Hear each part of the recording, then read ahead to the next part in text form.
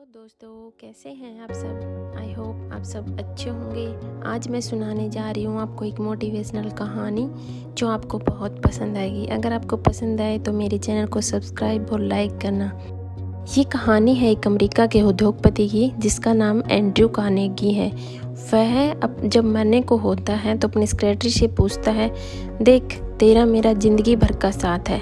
एक बात मैं बहुत दिनों से पूछना चाहता था, ईश्वर को साक्षी मानकर सच बताओ कि अगर अंत में परमात्मा तुझसे पूछे कि तू कार्नेगी बनना चाहेगा या सेक्रेटरी, तो तू क्या जवाब देगा। सेक्रेटरी ने बेबक उत्तर दिया, सर मैं तो सेक्रेटरी ही बनना चाहूँगा। अरबपति कार्नेगी बोले, क्यों। इस पर सेक्रेटरी ने कहा, मैं आपको 40 सालों से देख रहा हूँ। आप दफ्तर में चपरासियों से भी पहले आ जाते हैं और सबके जाने के बाद शाम को घर जाते हैं। आपने जितना धन इकट्ठा किया है उसके लिए हमेशा परेशान रहते हैं और चिंताग्रस्त रहते हैं।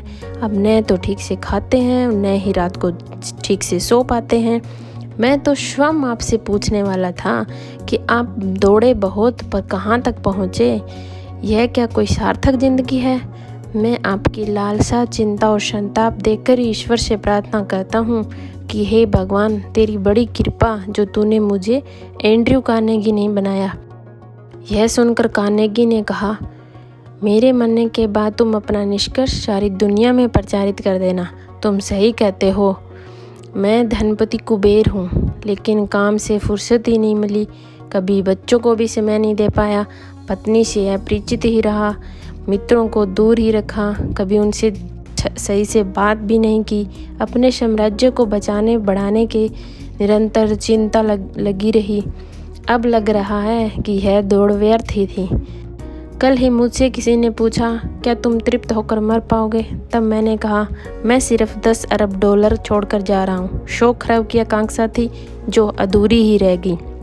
यह कहानी उन लोगों के लिए शिक्षाप्रद है जो सिर्फ पैसों की लालसा के लिए चिंता, भय, तनाव, ईर्ष्या के शिकार हो जाते हैं और जीवन के वास्तविक आनंद से वंचित रह जाते हैं।